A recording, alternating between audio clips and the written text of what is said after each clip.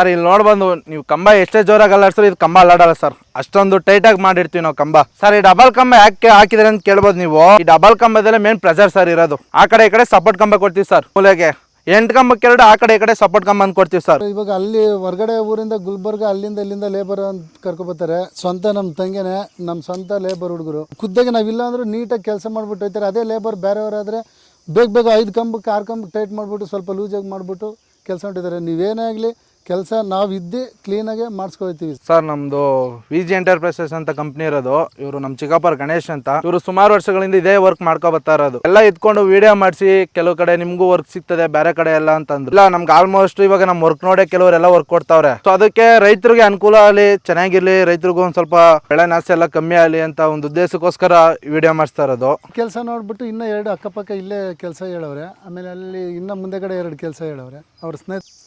Sir ನಮಸ್ತೆ. ನಮ್ಮದು ಮಂಡ್ಯ ಜಿಲ್ಲೆ ಮದ್ದೂರು ತಾಲೂಕು. ನಾವು ಫೆನ್ಸಿಂಗ್ ವರ್ಕು ಸುಮಾರು ವರ್ಷಗಳಿಂದ ಫೆನ್ಸಿಂಗ್ ವರ್ಕ್ ಮಾಡ್ಕೊಬರ್ತಾ ಇದ್ದೀವಿ ಸರ್. ಇದು ನಾವು ಕಂಬ ತಂತಿ ಎಲ್ಲ ನಮ್ಮದೆಲ್ಲ ಬ್ರ್ಯಾಂಡೆಡ್ ಸರ್. ನಾವು ಕಂಬ ಬಂದು ಕೋಲಾರದಿಂದ ಸರ್ ಕಂಬ ತರಿಸೋದು. ತಂತಿ ಬಂದ್ಬಿಟ್ಟು ಸರ್ ನಮ್ಮದು ಟಾಟಾನೇ ಯೂಸ್ ಮಾಡೋದು. ನಾವು ಬೇರೆ ಥರ ಯಾವುದೇ ಲೋ ಕ್ವಾಲಿಟಿ ಯೂಸ್ ಮಾಡಲ್ಲ.